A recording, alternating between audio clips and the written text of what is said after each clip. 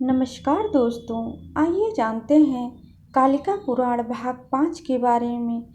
आपका कालिका पुराण भाग 5 की इस अद्भुत यात्रा में जहां हम जानेंगे देवी काली के अद्भुत अवतार, सती के पुनर्जन्म और भगवान शिव के साथ उनके दिव्य मिलन की रहस्यमय कथा। यह वो प्रसंग है जहां असुरों का अत्याचार चरम पर पहुंचता है। पृथ्वी देवी सहायता के लिए पुकारती हैं और अनंत महादेव और महामाया के संयोग से संसार में धर्म की पुनः स्थापना होती है। कथा के प्रत्येक अध्याय में छिपा है शक्ति, तप, प्रेम और भक्ति का अद्भुत संगम।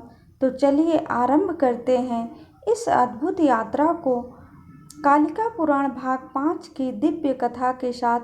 नमस्कार दोस्तों, आपका स्वागत है हमारे चैनल प्रेरणादायक में, जहां एक बार फिर से आप सभी का हार्दिक स्वागत है, जहां आपको मिलती हैं सनातन धर्म की अमूल्य कथाएं, गहरे रहस्य और प्राचीन ज्ञान।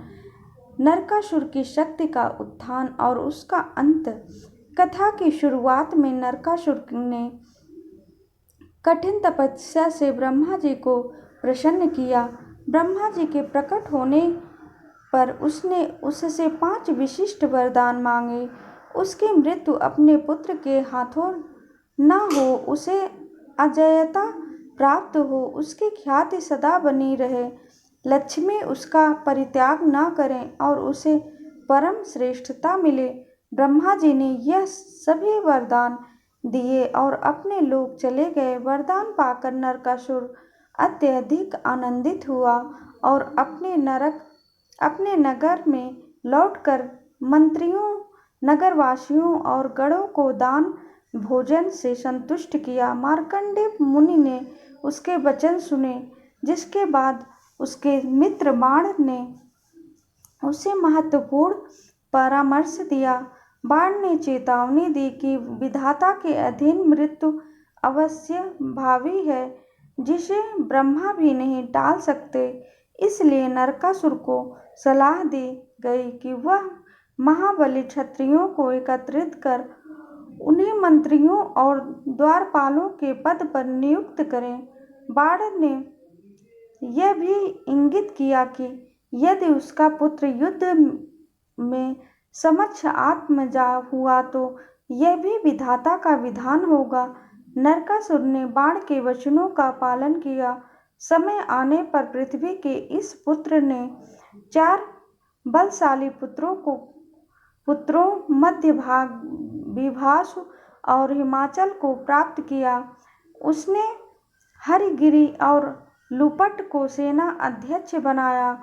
उसकी सेना में मरु है, निषुद्ध और दैत्यों के गुरु भी शामिल हुए। उसने अपनी सेना को संगठित करते हुए पश्चिम द्वार पर गुरु, पूर्व पर नियुक्त, दक्षिण पर विरूपाक्ष, मध्य पर है और उत्तम द्वार पर तुरंत तथा सुवर्चस को तैनात किया। वरदान के मध्य में वे असुर शुभ कर्मों का त्याग करके निरंतर अस्त्रों के बल से प्रसन्न रहने लगा। बाण और है कि सहायता से उसने देवताओं के स्वामी इंद्र और मुनियों को भी बाधा दी। उसने 3 बार इंद्र को पराजित कर तीनों लोकों में प्रसिद्धि पाई और मुनि के श्राप से निर्भय होकर अदिति के 2 कुंडलों का हरण कर लिया। इस प्रकार देवताओं, मुनियों और ब्राह्मणों को सताते हुए पृथ्वी के इस पुत्र ने 5000 वर्ष तक प्रागज्योतिष नगर में शासन किया। नरकासुर के अत्याचारों से पृथ्वी देवी पर इतना भार बढ़ गया कि वे महान संकट में आ गई। अपनी रक्षा के लिए वे ब्रह्मा, विष्णु सहित अन्य देवताओं की शरण में पहुंची। पृथ्वी ने प्रणाम करके बताया कि दानव, राक्षस और दैत्य जिन्हें पहले श्रीहरि ने मारा था, अब वे बलपूर्वक राजाओं के घरों में उत्पन्न हो गए हैं। उनका भार इतना अत्यधिक है कि वे वहन करने में असमर्थ हैं और उनकी संख्या बताना भी उनके लिए असंभव है। उन्होंने बताया कि मुख्य बलशाली दैत्यों की संख्या 8,08 लाख है। पृथ्वी ने कुछ प्रमुख असुरों के नाम लिए, बाण, जरासंध, नरक, सिदूत, विरूपाक्ष, जटासुर आदि, जिनके पैरों के प्रहारों से वह दिनों दिन क्षीण हो रही हैं। उन्होंने सर्वोत्तम देवताओं से श्रेष्ठ से इन सब का विनाश करने की याचना की और चेतावनी दी कि यदि उनकी रक्षा नहीं हुई तो वे पाताल लोक चली जाएंगी। पृथ्वी के वचन सुनकर ब्रह्मा, विष्णु और माहेश्वर ने पृथ्वी के भार को हल्का करने की प्रतिज्ञा की। पृथ्वी को विदा करने के बाद देवगणों ने सनातन मधुआ विष्णु के विषय में विचार किया। प्रभु विष्णु ने प्रसन्न होकर सभी देवताओं को आदेश दिया कि वे भूमि के भार को कम करने के लिए अपने अपने अंशों से पृथ्वी पर अवतरित हों। स्वयं भगवान विष्णु ने संसार का भार हरने के लिए देवकी के गर्भ में अवतार लिया। देवताओं ने रंभा और तिलोत्तमा जैसी अप्सराओं को उत्पन्न किया। यह परम श्रेष्ठ नारियां हिमालय पर घूम रही थी, जिन्होंने नरकासुर ने देखा और बलपूर्वक हरण कर अपने नगर प्रागज्योतिष में ले आया। नरकासुर से मैथुन की प्रार्थना किए जाने पर अप्सराओं ने शर्त रखी कि जब तक देव ऋषि नारद उनके नगर में न आए तब तक वह उनकी रक्षा करें। नारद के आने के बाद वे साहस उनके साथ संगम के लिए आ जाएंगी। नरकासुर ने ब्रह्मा जी के वरदान का स्मरण करके उनकी शर्त स्वीकार की। इसी बीच भगवान विष्णु श्री कृष्ण के रूप में देवकी के गर्भ से उत्पन्न हुए, नंद के घर में पले बड़े और कंस, केसी आदि अनेक दैत्यों को मारा। इसके बाद उन्होंने द्वारकापुरी में निवास किया। वहां उन्होंने 8 पत्नियों को स्वीकार किया, जिनमें सत्यभामा, जाम्बवती और लक्ष्मण मुख्य थी। उन देवियों के साथ अनुराग करते हुए 36 वर्ष बीत गए। उनके प्रद्युम्न, सांब और भानु जैसे पुत्र उत्पन्न हुए। भगवान कृष्ण ने अनेक दैत्यों का नाश किया और द्वारका में निवास किया। अंत पीड़ित इंद्र द्वारिका में भगवान कृष्ण के दर्शन के लिए आए और उन्हें नरकासुर के सभी अत्याचारों के बारे में विस्तार से बताया। पीड़ित इंद्र ने भगवान कृष्ण के सामने नरकासुर के सभी अत्याचारों का विस्तार से वर्णन किया, जिनमें बताया गया कि वह असुर जिसे स्वयं विष्णु ने पहले बचाया था, अब ब्रह्मा जी के वरदान के कारण देवताओं के स्वामी इंद्र को भी तुच्छ मानता है। उसने अदिति के अमृत से निकले दोनों कुंडलों का अपहरण कर लिया और वह निरंतर देवताओं, मुनियों तथा ब्राह्मणों को पीड़ा दे रहा है। इंद्र ने यह भी बताया कि नरकासुर ने हिमालय पर उत्पन्न हुई 1600 कन्याओं को बलपूर्वक हरण कर लिया है।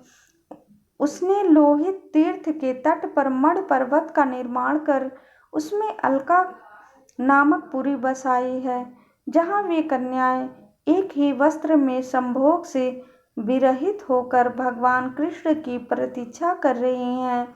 इंद्र ने अप्सराओं की शर्त याद दिलाई कि देव ऋषि नारद के आगमन के समय ही नरकासुर का वध किया जाना है। यह सब सुनकर भगवान कृष्ण ने तुरंत नरकासुर के वध की प्रतिज्ञा की और सत्यभामा को साथ लेकर गरुड़ पर आक्रमण हो प्राग ज्योतिषपुर की ओर प्रस्थान किया। वहां पहुंचकर उन्होंने दुर्ग से निकलते हुए देव मुनि नारद को देखा। नारद ने नरकासुर को सूचित किया था कि शुक्ल पक्ष की पंचमी से नवमी के बीच उस पर महान आपदा आएगी। इस अवसर को पहचान कर कृष्ण ने पहले मूढ़ दैत्य को उसके 16,000 सिरों के साथ मार गिराया। मूढ़ के वध के बाद उन्होंने सुदर्शन चक्र से उसके 7 पुत्रों को नष्ट किया। इसके उपरांत उन्होंने हजारों वर्षों तक देवताओं से युद्ध करने वाले निषुद्ध तथा लोहित्य, विरूपाक्ष, सुनंद और दुरंभासुर को भी मार गिराया। जगत के नाथ कृष्ण ने प्रागज्योतिपुर में प्रवेश किया, जो वैभव में इंद्र की अमरावती के समान था। गरुड़ पर स्थित कृष्ण ने सारंग धनुष के बाण चलाकर अपने दानवों का संहार किया। नरकासुर ने अपने मृत असुरों को देखा और गरुड़ पर विराजमान भगवान कृष्ण का दर्शन किया। उसे वशिष्ठ मुनि के श्राप, नारद के वचन और विधाता के वरदान के दिन का स्मरण हुआ। काल समय आ जाने पर उसने बाण के परामर्श का स्मरण करते हुए स्वर्ण के रथ पर सवार होकर युद्ध करना ही अपना परम कर्तव्य मान लिया। युद्ध के लिए जाते समय उसने मानवीय स्वभाव को त्याग कर कृष्ण का दर्शन किया, जो शंख, चक्र, गदा, सारंग, धनुष और 80 खड्ग धारण किए हुए थे। नरकासुर ने उनके वक्षस्थल पर श्रीवत्स चिन्ह और कौस्तुभ मणि भी देखी। उसने वहां शुक्र, धात्री, मोहिनी और कामाख्या देवियों के भी दर्शन किए और विस्मित हो गया। भगवान माधव ने नरकासुर के साथ अद्भुत युद्ध किया और अंत में सुदर्शन चक्र से उसे 2 भागों में छेद कर मार गिराया। खंड खंड हुआ नरकासुर का शरीर भूमि पर गिरा। पुत्र के मृत शरीर को देखकर भी पृथ्वी देवी ने शोक सहन कर लिया, क्योंकि उन्हें आगामी काल का ज्ञान था। काश्यपी पृथ्वी स्वयं अदिति के दोनों कुंडलों को लेकर उपस्थित हुई। उन्होंने कृष्ण से कहा कि नरकासुर का जन्म वराह अवतार के समय उन्हीं के स्पर्श से हुआ था। पृथ्वी ने कुंडलों को ग्रहण करने और नरकासुर की संतान भक्त का पालन करने की प्रार्थना की। कुंड ने इंद्र की प्रार्थना के कारण वध की बात स्वीकार की, लेकिन पृथ्वी के वचन से उसके पुत्र भक्त को प्राण ज्योतिष में अभिषिक्त करने का आश्वासन दिया। इसके बाद कृष्ण ने नरकासुर के अंतपुर में प्रवेश किया, जहाँ देवी अदिति के अनेक प्रकार के रत्न, आभूषण और स्वर्ण के ढेर थे, जिनकी समृद्धि कुबेर, इंद्र या वरुण के यहाँ भी नहीं थी। कृष्ण ने नारद के साथ मिलकर उनमें बहुत कुछ ग्रहण किया। उन्होंने अपनी वैष्णवी शक्ति को गरुड़ द्वारा वापस ग्रहण किया। पृथ्वी और नारद के साथ कृष्ण ने भक्त को प्रागज्योतिषपुर का राजा बना दिया। पृथ्वी ने भक्त की याचना की, जिसे कृष्ण ने नारद की अनुमति से भक्त को प्रदान किया। वरुण को पराजित करके नरकासुर जिस कानन नाम के छत्र को लाया था, उसे कृष्ण ने ले लिया था, जो 1 कोस विस्तृत था। कृष्ण ने सभी उत्तम रत्नों, 4 दांतों वाले गज और 14,000 पूजित स्त्रियों को द्वारिका भेज दिया। उन्होंने हरण की गई देव कन्याओं 16,000 के लिए व्यवस्था की और उन्हें वस्त्रों, आभूषणों से सज्जित कर विमान में बिठाकर द्वारिका भेजा। नरकासुर ने कन्याओं के लिए भूमि जोत कर जो मणि पर्वत बनाया था, जगन्नाथ प्रभु ने उसे उखाड़कर गरुड़ की पीठ पर स्थापित किया। सभी को लेकर सत्यभामा के साथ श्रीहरि आकाश मार्ग से द्वारिका की ओर प्रस्थान कर गए। शत्रु का हनन करने वाले कृष्ण क्षण भर में द्वारिका पहुंचकर सभी बाधाओं और गणों के साथ परमानंद को प्राप्त हुए।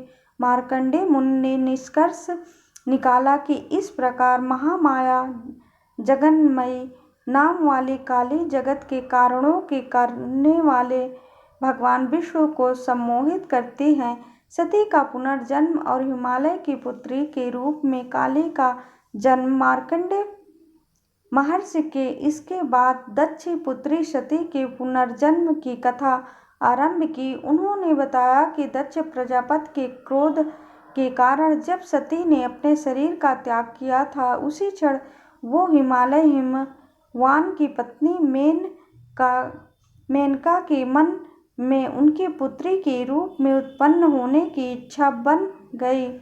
मेनका उस समय हिमवान के साथ थी और उनके मन में यह भाव आया कि मैं शिव की हितैषणी हूँ। इसी विचार के साथ देवी सती ने अपने प्राणों का त्याग कर दिया और वह हिमवान की पुत्री के रूप में अवतरित हुई। जिस समय सती ने शरीर त्यागा, उसी समय निद्रा देवी योग निद्रा ने शिव की आराधना करने का संकल्प लिया। उन्होंने महामाया जगत की धात्री सनातनी योग निद्रा और मोहिनी की सेवा शुरू की, जो सभी प्राणियों को मोहित करने वाली और स्वर्गवासियों की रक्षिता हैं। पुत्र प्राप्ति की इच्छा से मेनका देवी ने चैत्र मास से आरंभ कर 27 वर्षों तक प्रतिदिन शुद्ध होकर उनकी पूजा की। वो अष्टमी को उपवास रखती थी और नवमी तिथि में मोदकों, बलि, भोग, पयस, खीर, गंध और पुष्पों से पूजा करती थी। कभी वे गंगा में, कभी वृक्षों के पास मड़ियों से बनी मूर्ति का निर्माण करके आराधना करती थी। इस परम भक्ति से प्रेरित होकर मेनका ने 27 वर्ष व्यतीत किए। 27 वर्षों के अंत में जगत की माता जगन्मयी कालिका माता मेनका परम प्रसन्न हुई और प्रत्यक्ष प्रकट होकर बोली, हे देवी, तुमने जो प्रार्थना की थी वे मुझसे मांगो, मैं तुम्हें सभी कुछ दूंगी। जो भी तुम्हारे हृदय में वांछित मनोरथ होगा। मेनका देवी ने प्रत्यक्ष हुई कालिका को प्रणाम किया और उनसे प्रसन्न होने पर उनकी स्तुति करने की इच्छा व्यक्त की। सबको मोहित करने वाली कालिका माता ने मेनका को आलिंगन किया। मेनका ने स्तुति करते हुए कालिका माता को जगत के कष्टों को दूर करने वाली चंडिका, धात्री, काम और अर्थ धारण करने वाली, ज्ञान से परिपूर्ण योग निद्रा, मायावती, महामाया, भक्तों के शोक का विनाश करने वाली, सत्य के उदय से होने वाली, मिथ्या अज्ञान और तीनों लोकों के बंधन को जागृत करने वाली कहा। उन्हें सूर्य की किरणों की शक्ति, चंद्रमा की शक्ति, ऋषियों की विद्या और ब्रह्मा, विष्णु, शिव के शरीरों के रूप में भी वर्णित किया। इसके बाद कालिका देवी ने मेनका से वर मांगने को कहा। मेनका ने पहले वीर, दीर्घायु और ऋषि सिद्धि से युक्त पुत्र का वरदान मांगा। फिर उन्होंने सुंदर रूप वाली, गुणों से शोभायमान, तीनों लोकों का आनंद करने वाली और दुर्लभ कन्या उत्पन्न होने का वरदान चाहा। भगवती ने मेनका के मनोरथ को पूर्ण करते हुए कहा कि उनके 100 पुत्र होंगे, जिनमें एक बलवान सबसे प्रथम होगा। उन्होंने कहा, तुम्हारी पुत्री देव, मनुष्यों और राक्षसों के हित के लिए तथा संपूर्ण जगत की भलाई के लिए मैं हंगी देवी ने मेनका को सुखपूर्वक प्रसन्न करने वाली और नित्य ही पतिव्रता रूप से संपन्न होने का वरदान दिया। काली का जन्म, नारद का आगमन और शिव योग की भविष्यवाणी। कालिका माता के वरदान के फलस्वरूप मेनका ने पहले बलशाली पुत्रों को जन्म दिया, जिनमें मद नाम का पुत्र सबसे बड़ा था। यह सभी पुत्र महाबलवान और शत्रु विनाशक थे। इसके उपरांत जगन्मयी योग निद्रा देवी, जिन्होंने सती के रूप का त्याग किया था, उन्होंने मेनका के गर्भ से जन्म लेने के लिए आगमन किया। नियत समय पर बसंत काल में उत्तरा फाल्गुनी नक्षत्र और नवमी तिथि को आधी रात में मेनका के उदर से शिवानी देवी काली का जन्म हुआ। ठीक उसी तरह जैसे सागर से लक्ष्मी का जन्म हुआ था। उनके जन्म के क्षण ही सभी दिशाएं प्रसन्न हो गई। सुगंधित वायु बहने लगी, पुष्पों और जल की वर्षा हुई और शांत अग्नियां भी प्रज्वलित होकर गंभीर गर्जन करने लगी। नील कमलों के दलों के समान श्याम वर्ण वाली उस देवी को देखकर हिमवान और मेनका परमानंद को प्राप्त हुए। आकाश में गंधर्वों और अप्सराओं के समुदाय उनकी स्तुति कर रहे थे और भगवान शिव की प्रियता के कारण उन्हें काली नाम से पुकारा गया। वो बालिका वर्षा काल की गंगा और शरद काल की चांदनी के समान चंद्रमा की कला की ही भांति प्रतिदिन वृद्धि को प्राप्त हुई और विश्व सुंदरी होती चली गई। उन्होंने अपनी सुंदरता और गुणों से देव कन्याओं तथा अप्सराओं को भी पीछे छोड़ दिया। वह संपूर्ण जगत की माता के रूप में पिता के घर में निवास करती थी। एक बार जब हिमवान अपने पुत्रों के साथ प्रसन्नता से बैठे थे, उसी समय देव ऋषि नारद मुनि देवलोक से पधारे। नारद जी ने हिमवान को पुत्रों सहित आसन पर देखा और उनके निकट ही शब्दकाल की चांदनी के समान बढ़ी हुई अपनी पुत्री कालिका को भी देखा। गिरिराज ने नारद मुनि का आदर सत्कार किया। नारद जी ने कुशल प्रश्न किया और सारा वृत्तांत जानकर अत्यंत प्रसन्न हुए। उन्होंने मेनका से कहा कि यह पुत्री समस्त शुभ लक्षणों से शोभायमान है और सदा भगवान शिव शंभु की अनुकूल भार्या होगी। उन्होंने भविष्यवाणी की कि यह तपस्विनी अपने चित्त को शिव के वश में कर लेगी और शिव भी इसके अतिरिक्त किसी अन्य स्त्री से विवाह नहीं करेंगे। नारद जी ने कहा कि इनका प्रेम अद्वितीय होगा। यह अनेक लोकों के कार्य करने में श्रेष्ठ होंगी और शिव के आधे शरीर को प्राप्त करेंगी। तपस्या से शिव के प्रसन्न होने पर यह विद्युत के समान काली हो जाएंगी और बाद में अपर्णा नाम से प्रसिद्ध होंगे। उन्होंने हिमवान को सलाह दी कि इसे शिव के अतिरिक्त किसी और के लिए देने का विचार ना करें। नारद जी के वचनों को सुनकर हिमवान ने संदेह व्यक्त करते हुए कहा, हे महामुनि, शिव तो संग आसक्ति को त्याग चुके हैं, संयत व आत्मा वाले हैं और वे देवताओं के अगोचर पहुँच से बाहर तपस्या कर रहे हैं। वे परम ब्रह्म में लीन हैं, अक्षर हैं और प्रदीप की कालिका लौ के समान केवल अपने अंदर ही देखा करते हैं, बाहर के पदार्थों को नहीं देखते। जिनका अंतःकरण इस प्रकार का है, वह हर शिव कैसे स्त्री में अनुरक्त किए जा सकते हैं। इसके अलावा यह विशेष रूप से सुना गया है कि शिव ने पहले दक्षपति सती के साथ प्रणय किया था। उन्होंने सती दाक्षायणी से प्रतिज्ञा की थी कि हे शक्ति, तुम्हारे बिना मैं अन्य किसी भी स्त्री को अपनी भार्या बनाने के लिए ग्रहण नहीं करूँगा। उनकी मृत्यु हो जाने पर वे यह प्रतिज्ञा क्यों तोड़ेंगे। देव ऋषि नारद जी ने गिरिराज के संदेह को दूर करते हुए कहा, हे गिरिराज, तुम्हारी पुत्री सती ही उत्पन्न हुई है। यह हर शिव के लिए ही जन्म धारण करने वाली है, इसमें लेश मात्र भी संदेह नहीं है। शिव की तपस्या, काली की सेवा और तारकासुर का अंत। देव ऋषि नारद के आश्वासन के उपरांत गिरिराज हिमवान ने उन्हें विदा किया।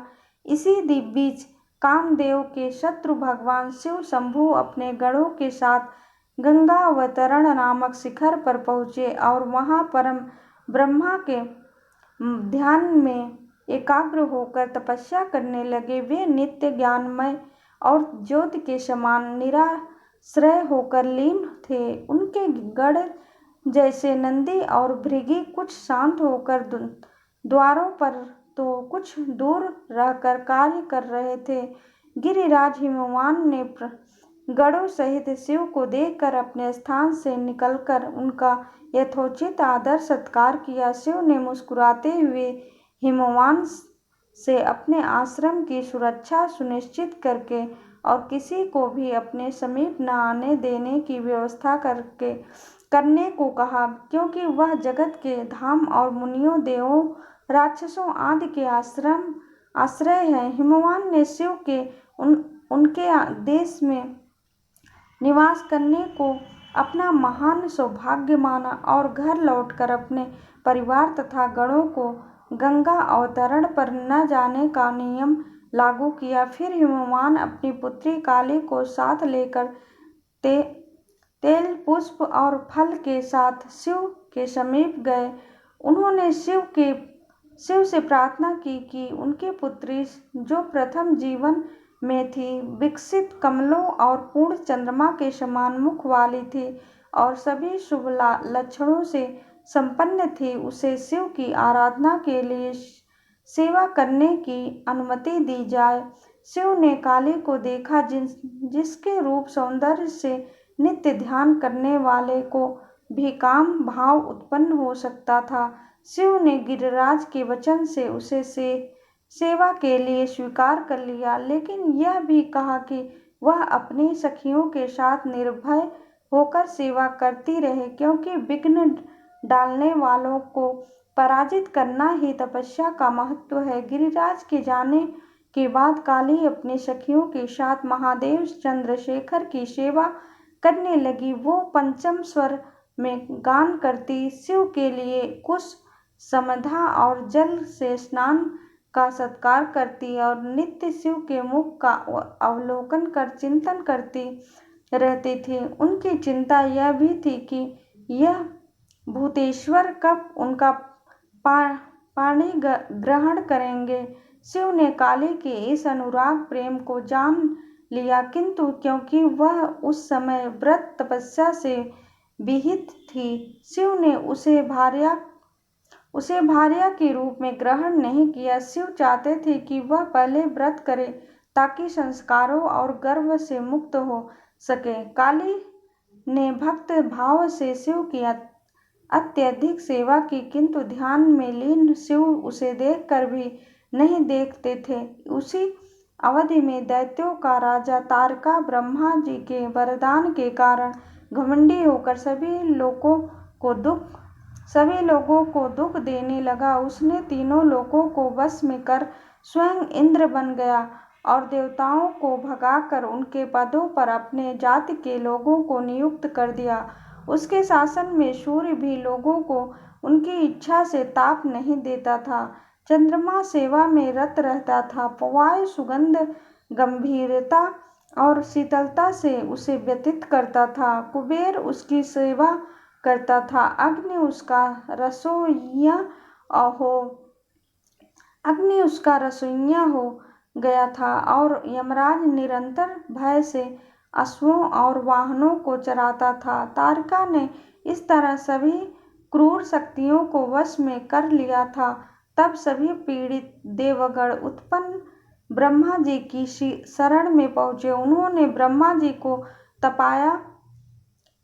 ब्रह्मा जी को बताया कि तारका उनके वरदान से घमंडी हो गया है और बलपूर्वक उनके सभी देश पद छीन लिए हैं। देवगण जहाँ स्थित होकर दिनचर्या बाधा पाते थे और अग्नि, वरुण, मृत्यु, यमराज, मनुष्य, धर्मवाला सभी उसके अधीन होकर कार्य करते हैं।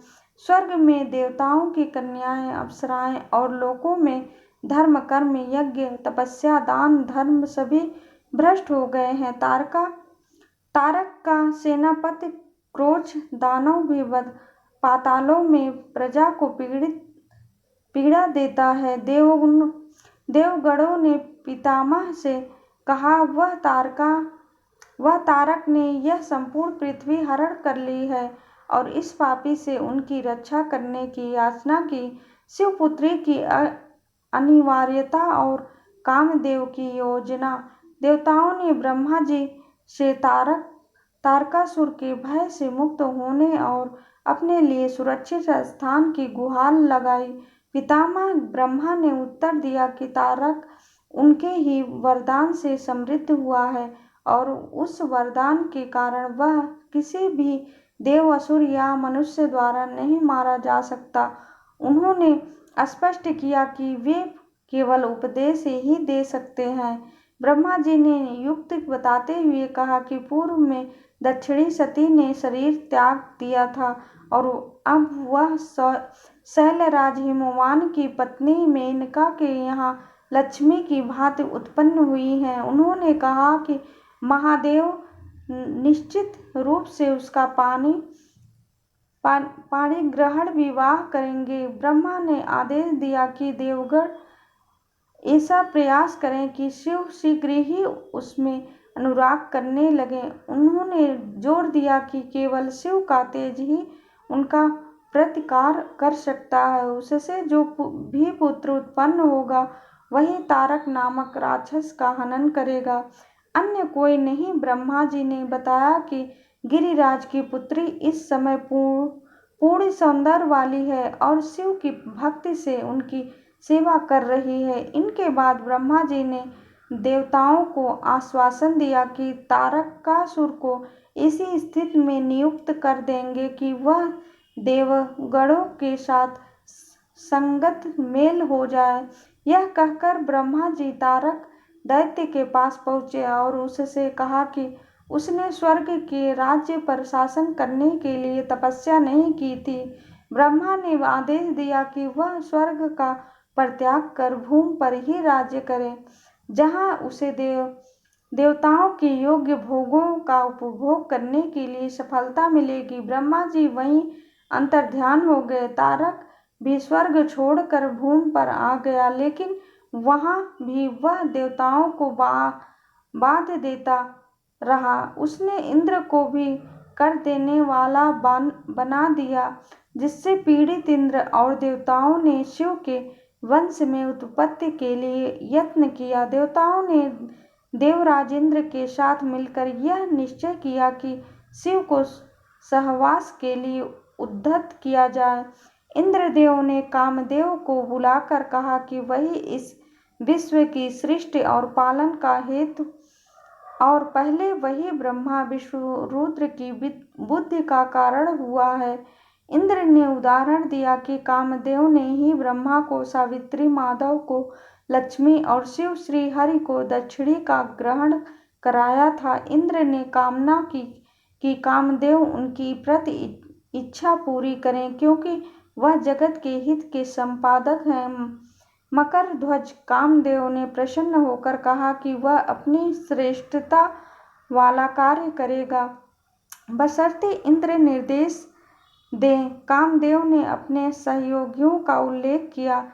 हिमवान कमल पुष्पों से युक्त वसंत सचिव, मलय, शंभु और चंद्रमा मित्र तथा उसकी स्वयं की प्रकृति श्रृंगार और हास्य है।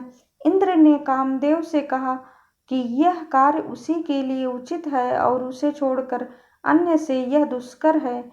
इंद्र ने बताया कि हिमालय के व्रत में शिव तपस्या कर रहे हैं और काली उनकी आज्ञा में रहकर सेवा कर रही हैं। उन्होंने कहा कि काली अत्यंत सुंदर होने के बावजूद महादेव ध्यान में आसक्त होने के कारण उसे मन से भी नहीं चाहते हैं। इंद्र ने कहा, जिस रीति से भी आप यह कार्य करें, इन देवताओं का और जगत का परम हित है।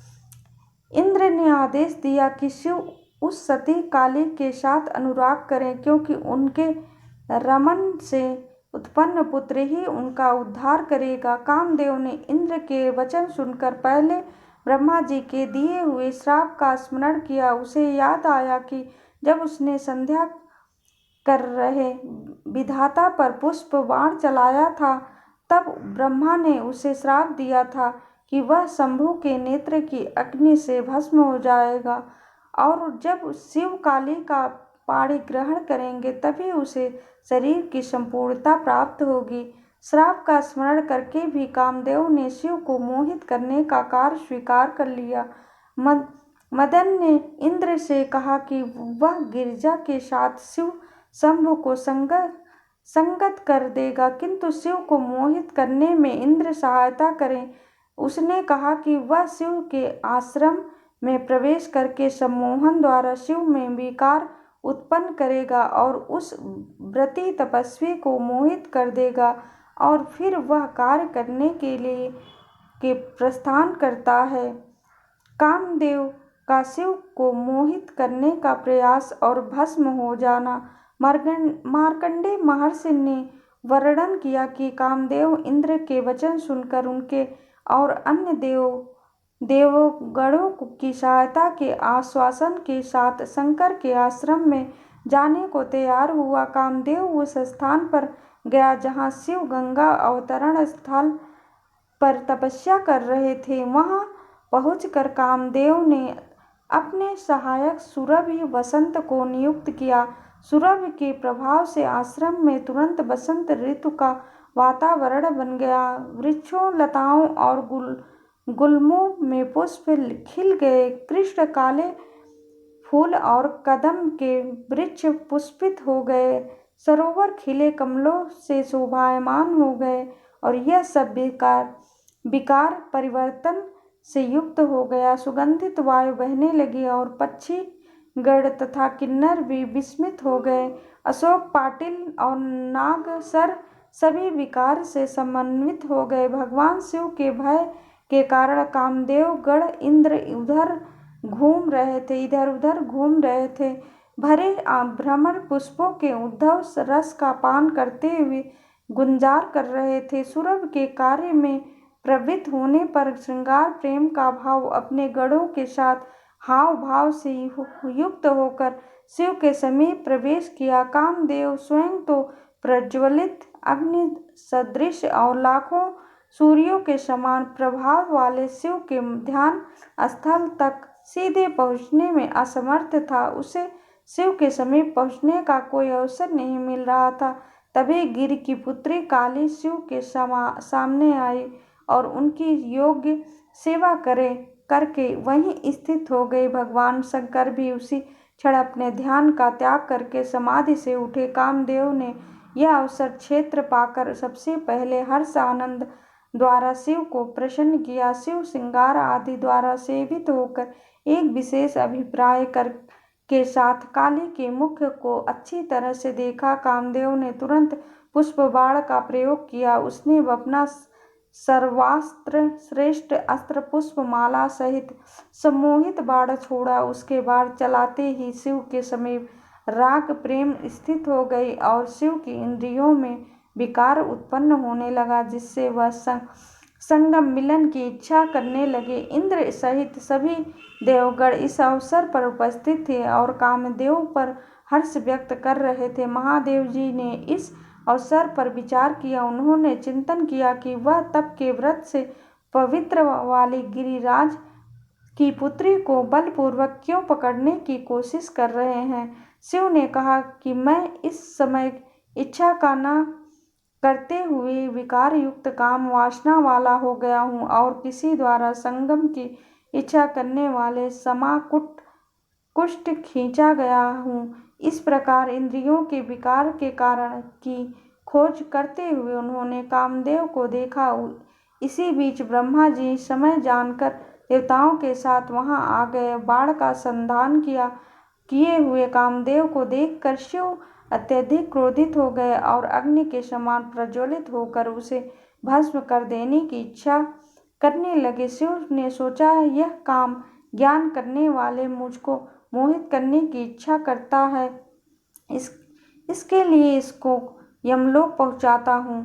यह चिंतन करते हुए भगवान शंभु के नेत्र उपजा तेज बढ़ा और उसने अग्नि होकर नेत्र के क्रोध की उत्पत्ति की। क्रोध से निकली जाति वेद अग्नि स्वरूप वाली ज्वाला काम के प्रति उत्पन्न हुई। विधाता ब्रह्मा ने उस समय कामदेव के प्राणों और आत्मा को आकर्षित करके पालन किया। वहां स्थित देवगणों ने माहेश्वर को देखकर प्रार्थना की कि वे प्रसन्न और काम पर क्रोध का त्याग करें। देवों ने शिव से कहा कि उत्पन्न उन्होंने ही पहले संभव काम रूप में सृष्टि की थी, इसलिए कामदेव पर जो उनकी